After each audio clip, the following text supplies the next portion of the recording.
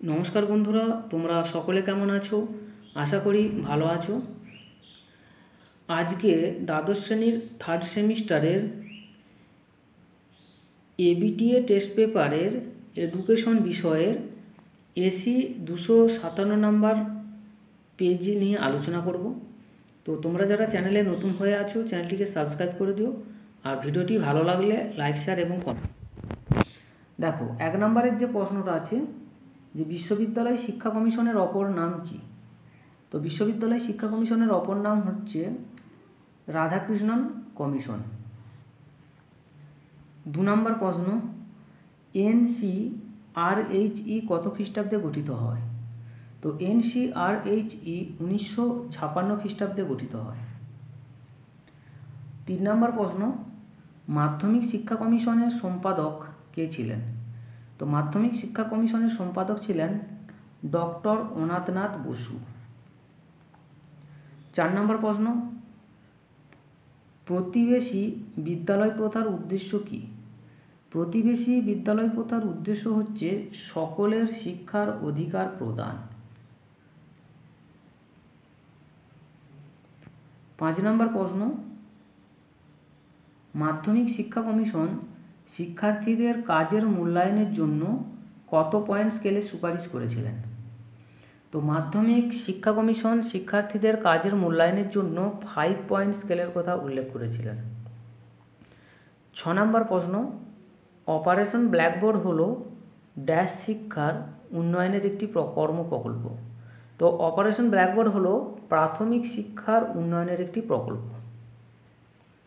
7 নম্বর প্রশ্ন, এখানে বলেছে এই স্তম্ভের সাথে বি স্তম্ভ মিলতে বলেছে। দেখো, এখানে স্তম্ভ 1 কোঠারি কমিশনের সম্পাদক। তো কোঠারি কমিশনের সম্পাদক ছিল জেপি নায়েক। গ্রামীণ বিশ্ববিদ্যালয় গড়ে উঠেছিল ডেনমার্কের পিপলস কলেজ বা জনতা কলেজের অনুকরণে। আর মুদালিয়র কমিশন হচ্ছে কি সপ্তপ্রবাহ। আর রাধাকৃষ্ণন কমিশনের সম্পাদক ছিল ডক্টর নির্মল কুমার সিদ্ধান্ত।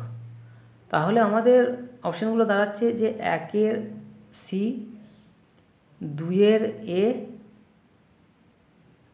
2-এর এ, 3-এর বি আর 4-এর ডি।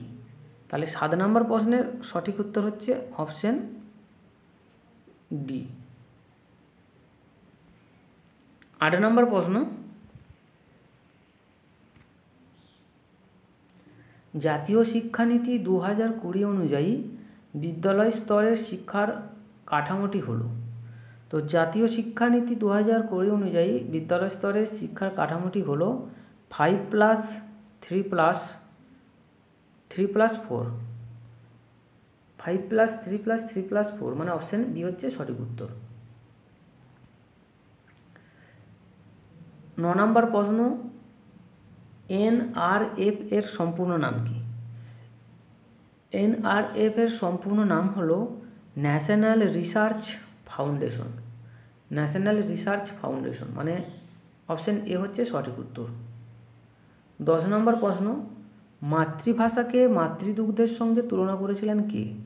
তো মাতৃভাষাকে মাতৃদুগ্ধের সঙ্গে তুলনা করেছিলেন রবীন্দ্রনাথ ঠাকুর। 11 নম্বর প্রশ্ন, সৌন্দর্যের সন্ন্যাসী কাকে বলা হয়? তো সৌন্দর্যের সন্ন্যাসী বলা হয় রবীন্দ্রনাথকে। 12 নম্বর প্রশ্ন, বিশ্বভারতীতে শিক্ষক শিক্ষণ মহাবিদ্যালয় ভবনের নাম কি? তো বিশ্বভারতীতে শিক্ষক শিক্ষণ মহাবিদ্যালয়ের নাম হলো বিনয় ভবন।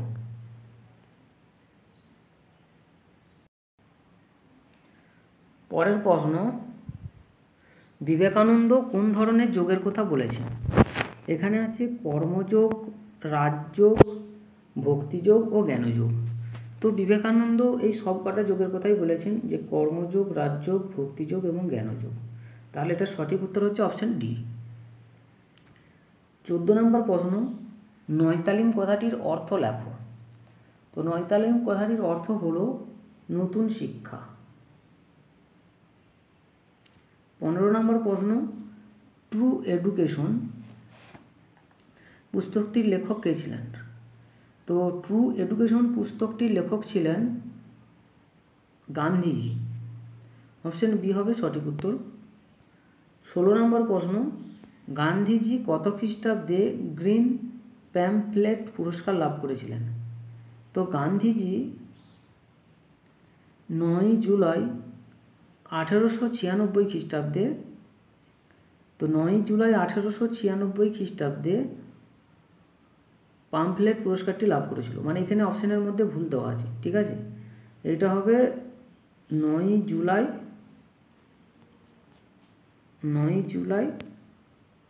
1896, ঠিক আছে। তো 9 জুলাই 1896 খ্রিস্টাব্দে গ্রিন প্যাম্পলেট পুরস্কারটি লাভ করেছিল।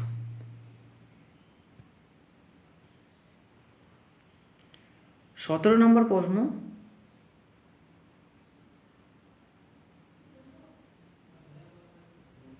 রুশোর অমিল গ্রন্থ, মানে রুশোর অমিল বলছি, এটা এখানে মিস্টেক করেছে, রুশোর এমিল গ্রন্থ, এটা অমিল হবে না, এটা এমিল হবে। হ্যাঁ, রুশোর এমিল গ্রন্থ কত খ্রিস্টাব্দে প্রকাশিত হয়?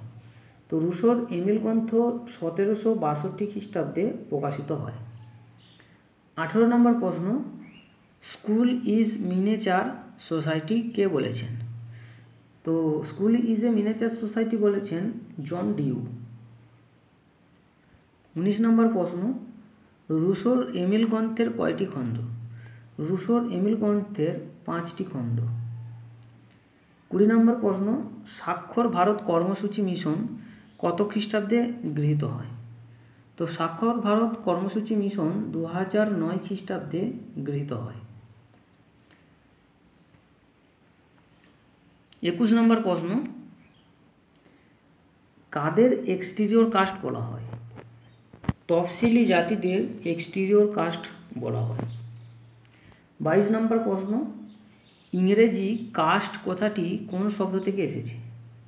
তো ইংরেজি কাস্ট কথাটি পর্তুগিজ শব্দ কাস্টা থেকে এসেছে, কাস্টা CASTA থেকে এসেছে, কাস্টা থেকে এসেছে। 23 নম্বর প্রশ্ন, অটিজম কয় প্রকার? অটিজম 3 প্রকার। 24 নম্বর প্রশ্ন, BPL এর সম্পূর্ণ নাম কি? BPL এর সম্পূর্ণ নাম হলো বিলো পভার্টি লাইন। মানে অপশন বি হচ্ছে সঠিক উত্তর।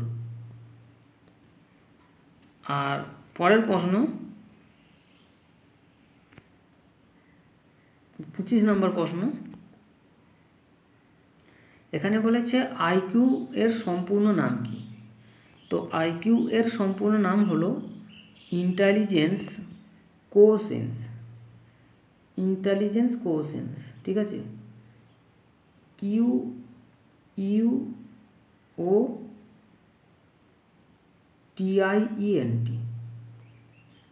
ইন্টেলিজেন্স কোশেন্স।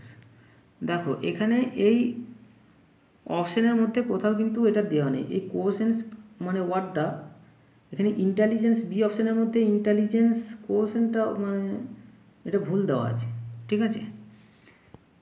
তাহলে এটার মানে অপশানের মধ্যে যেগুলো আছে সেগুলো ভুল। সঠিক উত্তর হবে ইন্টেলিজেন্স কোশেন্স, ঠিক আছে। এই যে কোশেন্স এই ওয়ার্ডটা হবে ইন্টেলিজেন্স কোশেন্স, QUOTIENT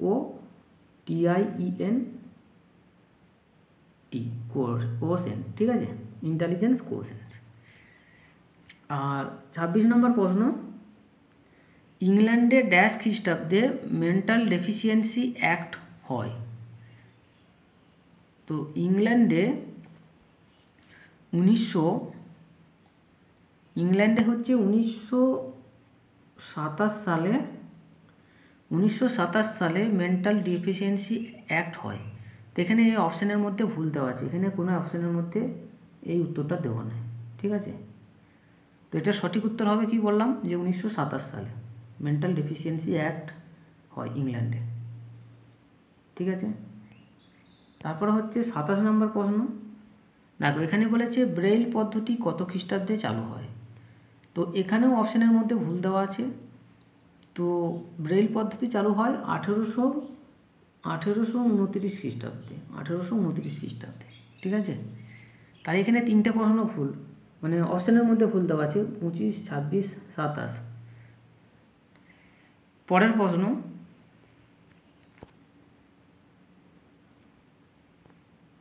28 নম্বর প্রশ্ন, মেন্টাল ম্যাপ ব্যবহার করা হয় কাদের শিক্ষার জন্য? মেন্টাল ম্যাপ ব্যবহার করা হয় দৃষ্টিহীনদের জন্য। 29 নম্বর প্রশ্ন, কম্পন ও স্পর্শ পদ্ধতির প্রবর্তক কে?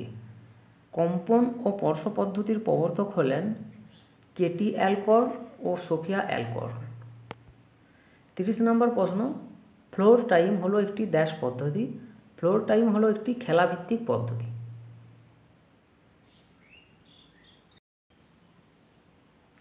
দেখো এখানে পরের প্রশ্ন যেটা বলেছে 31 নম্বর, যে ঝানসালা প্রকল্পে কয়টি রাজ্য এবং গ্রামকে বেছে নেওয়া হয়েছিল?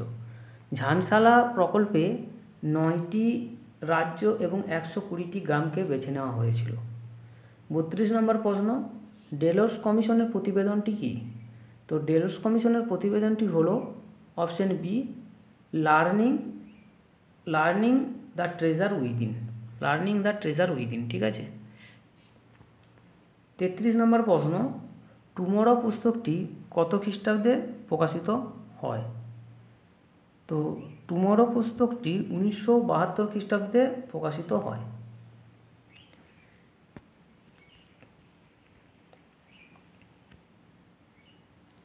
34 নম্বর প্রশ্ন, MLL এর সম্পূর্ণ নাম কি?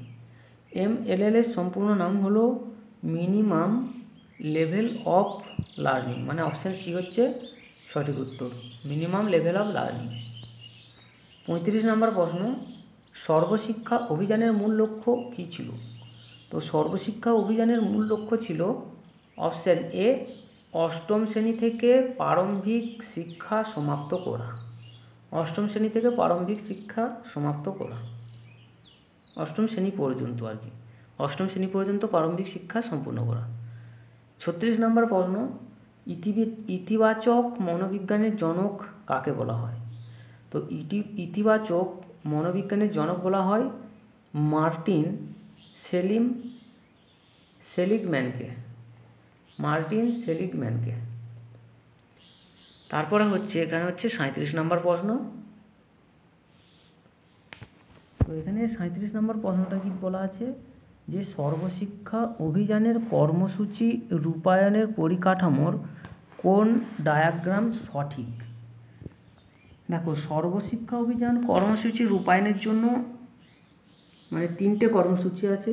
একটা হচ্ছে 6 থেকে 14 বছরের শিশুদেরকে শিক্ষার আঙিনায় আনা, আর 2 নম্বর হলো ভর্তি হওয়া শিশুদের বিদ্যালয়ে ধরে রাখা, আর 3 নম্বর হচ্ছে শিক্ষার গুণগত মান সুনিশ্চিত করা।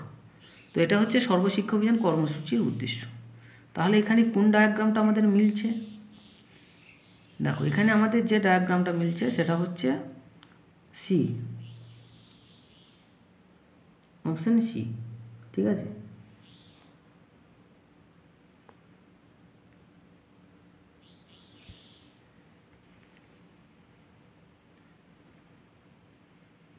আটত্রিশ নম্বর প্রশ্ন, শিক্ষার অধিকার আইন কার্যকর হয় কত খ্রিস্টাব্দে?